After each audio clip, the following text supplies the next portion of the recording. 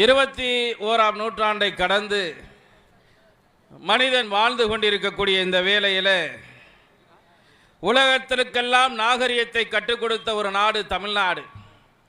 அந்த நாட்டிலே ஒரு குறிப்பிட்ட இனம் வாழ முடியாத சூழ்நிலையில் நாம் வாழ்ந்து கொண்டிருக்கிறோம் என்று சொன்னால் வெக்கி தலைகுனிய வேண்டும். இந்த தேசம் சுதந்திரம் பெறுவதற்கு முன்பாக ஒரு கட்டமைப்பு உருவாக்கப்பட்டது.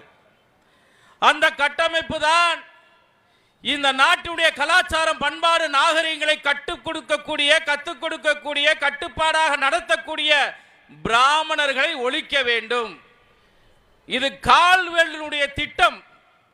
இந்த நாட்டுக்குள்ளே முதலாக அவன் காலடி வைத்த பொழுது அவன் போட்ட திட்டம். இவர்களை சாமானியமாக இவர்களை ஆள வேண்டும் என்று சொன்னால் இவர்களுடைய கலாச்சார, பண்பாடு, நாகரிகங்களை உடைக்க வேண்டும். அதற்கு உறுதுணையாக இருப்பவர்கள் யார் என்று சொன்னால் பிராமணர்கள்.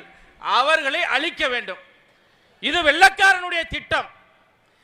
இந்த தேசம் விடுதலை பெறுவதற்கு முன்பாக பல்வேறு இனக்குழுக்களை அழிப்பதற்காக பல்வேறு நம் நாட்டிலே பிறந்த குள்ளநரிகளை கையில் எடுத்தார்கள். அதில் ஒரு கூட்டம்தான் இந்த திராவிட நச்சு பூச்சிகள். பல்வேறு இந்த தேசம் முழுவதும் ஒவ்வொரு இனக்குழுக்களாக பிரிந்து இந்த தேசத்திற்கு எதிராக, சுதந்திரத்திற்கு எதிராக போராடினார்கள். அதில் தான் காலிஸ்தான் பிரிவினைவாதிகள், பாகிஸ்தான் பிரிவினைவாதிகள், இங்கே திராவிட நாடு பிரிவினைவாதிகள் என்று பிரித்து இந்த நாட்டிலே குழப்பங்கள். வாங்க, சோலை பழனிவேல்ராஜன் தேவேந்திர குல வேளாளர் சமூகத்தை சேர்ந்த ஒரு உன்னதமான அருமையான மனிதர். வாங்க தலைவர், உட்காருங்க. இன்னும் 5 நிமிஷத்தை குறைச்சிடுறேன் நீங்க பேசுறக்காண்டி. எண்ணற்ற தேசபக்தர்களை உருவாக்கிய சமூகம் இந்த சமூகம். இன்னைக்கு ஏன் அடங்கி ஒடுங்கி இருக்கிறார்கள் என்று சொன்னால், இந்த நாட்டிலே இந்த தேசத்திற்கு, சுதந்திரத்திற்கு ஒரு நாள் கூட பாடுபடாத ஒரு நாத்திய கூட்டம் இந்த நாட்டை ஆண்டு கொண்டிருக்கிறது. இந்த தேசத்திற்கும் இவர்களுக்கும் ஒரு இம்மி அளவு கூட சம்பந்தம் இல்லாத கூட்டம் இந்த நாட்டை ஆண்டு கொண்டிருக்கின்ற அவல நிலையின் காரணமாக மனிதர்கள் வாழக்கூடிய இந்த நாட்டிலே ஒரு சமூகம் வாழ தகுதியற்ற நாடாக இருக்கிறது என்று சொன்னால் இதுதான் இவர்களுடைய திராவிட மாடல் ஆட்சி. எண்ணற்ற தேசபக்தர்கள் இந்த தேசத்தை மேல படம் போட்டிருக்கேன் பாருங்க. இதெல்லாம் சும்மா ஒரு 5% தான். இந்த தேசத்திற்காக உயிர் நீத்த இத்தனை பிராமணர்கள் இவர்கள் ஒரு 5% போட்டிருக்கேன். இன்னும் 95% பேர் இருக்கா. ஆனா இவன் கேட்பான், இந்த பிராமணர்களுக்கு நாட்டுக்கு என்ன சம்பந்தம்? இவன் அந்த கனவா வழியா வந்தான், இந்த கனவா வழியா வந்தான். நான் சொல்லுகின்றேன், இந்த தேசத்திற்கு சுதந்திரத்தை பெற்றுக் கொடுத்தவர் பிராமண சமூகம் தான். அவர்கள் தான் இந்த தேசத்தின் ஆணி வேர் என்று நான் சொல்லுவேன். எண்ணற்ற தேசபக்தர்களை இந்த தேசத்திற்காக கொடுத்தார்கள். வீரன் ஆஞ்சிநாதரை பற்றி சொன்னார்கள். தன்னுடைய மனைவி நிரபாத கர்ப்பிணி என்று கூட அவன் பார்க்கவில்லை. அவன் இந்த வ.உ.சி. சிதம்பரநாதர் பிள்ளைக்கு 40 ஆண்டு காலம் சிறை தண்டனை விதித்ததற்காக கலெக்டர் ராசென்ம கொடுகோலனை சுட்டுக் கொண்டு விட்டு தானும் தன்னை தானே மாய்த்துக் கொண்டானே, அவன் இந்த பிராமண சமூகத்தை சேர்ந்தவன். 1928ஆம் ஆண்டு சைமன் கமிஷன், தொழிலாளர் விரோத கமிஷன் இந்த நாட்டிலே நுழைந்த போது லாலாய் லஜபதி ராய் எதிர்த்தார் என்பதற்காக ஆங்கில சிப்பாயால் அடித்து கொலை செய்தார்கள். அதை கேட்பதற்காக சி.ஆர். தாஸின் மனைவி லட்சுமி தாஸ் அவர்கள், வசந்தா தேவி குரல் கொடுக்கிறார். இந்த நாட்டில் ஆம்பளையே இல்லையான்னு கேட்டான். பல்வேறு சமூகங்கள் இந்த நாட்டிலே பிறந்து வளர்ந்தாலும் அன்றைக்கு ரோசப்பட்டவன் ராஜகுரு சுகதேவ் என்ற 2 இளைஞன் சாண்டர்சன் என்ற ஒரு ஆங்கில கலெக்டரை சுட்டுக் கொண்டார்கள். இன்னைக்கு வாஞ்சிநாதனுடைய பெயர் இந்த உலக அறிய தெரிய என்று சொன்னால் அவன் நான் பிராமின். அவனுடைய வீரத்தை நாம் குறைத்து மதிப்பிட முடியாது. ஆனால் பகத்சிங் மட்டும் இல்லை என்று சொன்னால் இந்த ராஜகுரு சுகதேவனுடைய வரலாறு இருந்திருக்காது.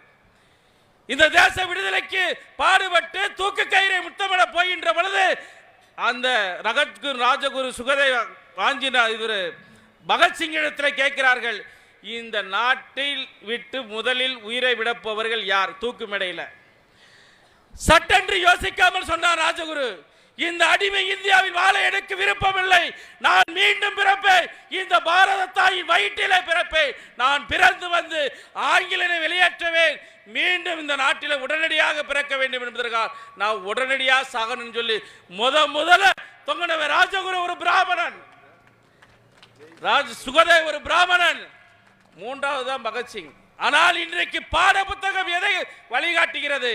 திட்டமிட்டு ஆங்கிலேயர் காலத்தில் இருந்து அமரன் திரைப்படம் வரைக்கும் ஒரு பிராமணன் வஞ்சிக்கப்படுகிறான் என்று சொன்னால் இதுதான் திராவிட சூழ்ச்சிகள்.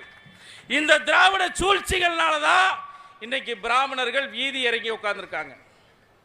14 வயதிலே ஒத்துழையாமை இயக்கத்தில் சேர்ந்த சந்திரசேகர் ஆசார் 14 வயது அவனுக்கு 14 வயதிலே ஒத்துழையாமை இயக்கத்தில் ஈடுபட்டதற்காக நீதிமன்றத்தில் கொண்டு போய் நிறுத்தப்படுகிறார்கள். அந்த நிறுத்தப்பட்ட போது நீதியரசர் கேட்கிறார், உன் பேர் என்ன? ஆசாத். ஆசாத் என்றால் சுதந்திரம். உன் தந்தை பேர் என்ன? சுதீன். சுதீன் என்றால் சுதந்திரம். உன் வீடு எது? சிறைச்சாலை என்று சொன்னான். 14 வயது ஒரு பிராமண இளைஞன். 24 வயதிலே 65 குண்டுகளை வாங்கியவன் இந்த தேசத்திற்காக ஒருவன் இருக்கிறான் என்று சொன்னால் அவன் சந்திரசேகர் ஆசாத் என்ற ஒரு பிராமணன். இதெல்லாம் தெரியுமா அவனுக்கு? இன்னைக்கு மது ஒழிப்புக்கு போராடுறாங்களே கனிமொழி அக்கா இன்றைக்கு இளம் விதவைகள் இருக்கிறார்கள் என்று சொல்லுகிறார்களே. ஆனால் இந்த சுதந்திரம் அடைவதற்கு முன்பாகவே கல்பனா தத், பிரீத்தி லதா போன்ற பெண்கள் எல்லாம் இந்த மது ஒழிப்புக்காக போராடி இந்த தேசத்திற்கு சிறையிலே சென்றவர்கள். சுப்பிரமணிய சிவம் வத்தலக்குண்டை சேர்ந்தவர், எங்கள் மண்ணை சேர்ந்த சுப்பிரமணிய சிவம் 24 வயதிலே தொழுநோயை பரிசாக பெற்றவர் சுப்பிரமணிய சிவம். அவர் இதே பிராமண சமூகத்தில் சேர்ந்தவர்.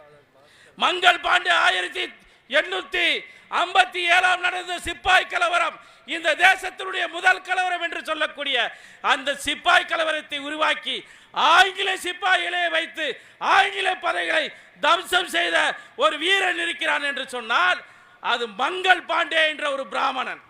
அந்த மங்கள் பாண்டேவை தூக்கிலிட்டு கொண்டார்கள்.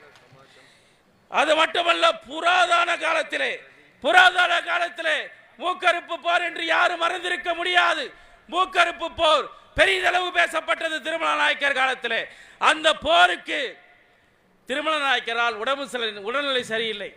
அப்பொழுது அந்த படையை நடத்தவர் ராமப்ப ஐயர் என்ற இந்த சோழவந்தானை சேர்ந்த ராமப்ப ஐயர் அவர்தான் அந்த படை நடத்தி சுல்தான் படைகளை, மைசூர் சுல்தான்களை திண்டுக்கலை தாண்டி மைசூர் வரைக்கும் அடித்து விரட்டியவர்கள் யார் என்று சொன்னால் ஒரு ராமப்ப ஐயர். இவர்களுக்கு வீரம் இல்லை. வீதியிலே உட்கார்ந்திருக்கிறார்கள் என்று ஏமாப்பு செய்ய வேண்டாம். திராவிட முன்னேற்ற கழக அரசாங்கத்திற்கு நாங்கள் சொல்லுகின்றோம், வீதியிலே இருப்பவர்கள் அவர்கள் நீதிக்காக உட்கார்ந்திருக்கிறார்கள். இந்த நாடு நாம் சுதந்திரம் பெற்று கொடுத்த நாடு. இந்த நாடு கட்டமைப்பு உடையக்கூடாது என்பதற்காக, இந்த நாடு சீர்குலையக்கூடாது என்பதற்காகத்தான் இன்றைக்கு வீதியிலே உட்கார்ந்து அறநிலை போராட்டத்தை நடத்தி கொண்டிருக்கிறார்கள். இவர்கள் துப்பாக்கியை பார்த்து பயந்தவர்கள் அல்ல, தூக்கு மேடையை பார்த்து அஞ்சியவர்களும் அல்ல. இன்றைக்கு அமைதியாக உட்கார்ந்து போராடுகிறார்கள் என்று சொன்னால் இந்த அவல நிலையை வெக்கி தலைகுனிய வேண்டும் இந்த தமிழ் நாகரிக சமூகங்கள். புரட்சிக்கவி பாரதி ஒரு தனி மனிதனுக்கு உணவில்லை என்றால் இந்த நாட்டவே அழித்து விடு என்று சொன்னார். இதை விட புரட்சியாளர் எவனாவது இருக்கானா? ஆனா இவன் தூக்கி பிடிக்கிற புரட்சியாளர் லெனின், மார்க்ஸ், சேக்குவாரா, மகாகவி பாரதி தனி மனுஷனுக்கு உணவில் எல்லாம் இந்த உலகத்தையே அழிச்சிடு என்று சொன்னான். அப்படிப்பட்ட சமுதாயத்தில் பிறந்தவர் தான் பிராமண சமுதாயத்தில் பிறந்தவர். அது மட்டுமல்ல, வாவேசி ஐயரும் சாவர்கரும் இணைந்து வெளிநாடுகளில் இருந்து துப்பாக்கிகளை பெற்று அந்த காலங்களிலே கொரில்லா போர் நடத்தியவர்கள். சாவர்கருடைய வரலாறு யாருக்கும் தெரியாது.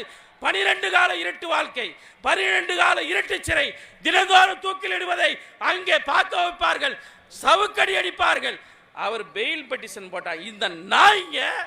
இந்த நாய்கள் என்ன சொல்லுதுன்னா, வெள்ளக்காரன் சுவனக்கனா மன்னிப்பு கடிதம் கேட்டான். எடே உங்க மூத்திர கூட்டி அமைச்சர் எத்தனை முறை மன்னிப்பு கடிதம் போட்டா சுப்ரீம் கோர்ட்ல? உங்க மூத்திர கூட்டி அமைச்சர் எத்தனை முறை மன்னிப்பு கடிதம் கொடுத்தா சுப்ரீம் கோர்ட்லயும் மேல்கோர்ட்லயும்? இத அன்னைக்கு நாங்க செஞ்சா தப்பு, இன்னைக்கு நீங்க செஞ்சா சமூக நீதியா? இன்றைக்கு இதை விட ஒரு ஒரு அருமையான கவிஞன் இருந்தான், ராம் பிரசாத் பிஸ்மில் ஒரு கவிஞன். அவன் கோரல் மேல் அந்த காலத்தில் நாட்டுக்காண்டி போராட்டம்னா தீவிரவாதம் தான் முத்திரை கொடுத்தான். அன்னைக்கு தீவிரவாத முத்திரை குத்தப்பட்டு சிறைச்சாலையில் இருக்கிறான். விடிந்தால் அவனுக்கு ராம் பிரசாத் பிஸ்மிலுக்கு தூக்கு. அவன் தாய் அவனை பார்க்க போகிறார், அவனுக்கு கண் கலங்குகிறது. அப்பொழுது சொல்றாள் அந்த தாய், ஒரு கோழைக்கா நான் பால் கொடுத்து வளர்த்தேன், எதற்காக நீ கண் கலங்கிறாய்? நீ விடிந்தால் மரணமாகிறாய், அதற்கு பயந்து நீ கண் கலங்கிறாயா என்று கேட்ட பொழுது அவன் சொன்னான், தாயே, உன்னை போன்ற லட்சம் தாய் இந்த இந்திய திருநாட்டிலே பிறக்க வேண்டும், என்னை போன்ற தேசபக்தர்களை பெற்றெடுக்க வேண்டும். நான் மரணத்தை கண்டு அஞ்சவில்லை, உன்னை போன்ற வீரமான தாயை விட்டு இறக்கப் போகிறேன் என்று சொல்லி அழுதானே தவிர அது வருத்தத்தால் வந்த கண்ணீர் அல்ல, ஆனந்த கண்ணீர் என்று சொன்னான். அவன் தான் ராம் பிரசாத் பிஸ்மில். இந்துக்கள் ஒழிப்பு, பிராமண ஒழிப்பு என்பதை நீங்கள் நன்றாக புரிந்து கொள்ள வேண்டும். பிராமண ஒழிப்பு என்பது பிராமண ஒழிப்பு அல்ல, இந்துக்களை ஒழிக்க வேண்டும். இந்துக்களை ஒழிப்பதுதான் பிராமண ஒழிப்பு என்று இவர்களை நம்மளை திசை திருப்பிக்கிறான் பாமரன். இன்னைக்கு சொல்றான், தமிழ் தேசியம் பேசுறவன் சொல்றான், ஆரிய கடவுள், அந்த கடவுளை நம்ம கும்பிடக்கூடாதுன்றான். இந்த 8 நாடு 24 உபகிராமம், நான் பிறந்த முக்குளத்தூர் சமூகம் வாழக்கூடிய பிரபல கல்லர் சொல்லு வாழுகிற பகுதியில் மலராம, பலராம, கட்டராம, இத்தனை ராமர் இருக்காங்க. இன்னைக்கு நாங்க விருமாண்டின்னு கும்புறோம், நீங்க பிரம்மன் கும்புற சாமிய நாங்க விருமாண்டின்னு கும்பிட்டுக்கிட்டு இருக்கோம். கலியுகநாதர் காசி விஸ்வநாதரை நாங்க கலியுகநாதர் கும்பிட்டுக்கிட்டு இருக்கோம். எல்லா உலகத்தில் இருக்கக்கூடிய எல்லா தெய்வங்களும் ஒன்றுதான். ஆனால் இவர்களை பொறுத்தளவுக்கு பிராமணர்களை தனிமைப்படுத்த வேண்டும் என்பதற்கு தான் இவர்களுடைய சூழ்ச்சி. வேதங்களை கொடுத்தவன் பிராமணன் அல்ல, சாஸ்திரங்களை படித்தவனும் கொடுத்தவனும் பிராமணன் அல்ல. அவனுக்கு எல்லாம் வேதத்தை தந்தவ யாரியா? வேத ரிக் அசுர் யாம அதர்வன வேதங்களை கொடுத்தது வேதவியாசர். அவர் யாரு? செம்படவர், மீனவர் சமூகத்தை சேர்ந்தவர். மீனவர் சமூகத்தை சேர்ந்தவர் தான் வேதத்தை கொடுத்தார். சாமி ஒரு சாமி கூட பிராமணன் இல்லடா. சிவபெருமான் சாம்பவர் இனத்தை சேர்ந்தவர், விஷ்ணு யாதவர் இனத்தை சேர்ந்தவர், பிரம்மன் விஸ்வகர்மா சமூகத்தை சேர்ந்தவர். எந்த சாமியும் பிராமணன் இல்லை. ஆனா ஏன் பிராமணனை வைறான்? இந்து மதத்தை வஞ்சாய் எல்லாம் விழிச்சுக்கிடுவான். இந்து மதத்தை தாக்கினால் இவர்கள் பிடித்துக் கொள்வார்கள் என்பது எல்லோருக்கும் தெரியும். அதற்காகத்தான் இவர்கள் இந்த பிராமண எதிர்ப்பு என்ற ஒரு போலி நாடகத்தை போட்டுக் கொண்டிருக்கிறார்கள்.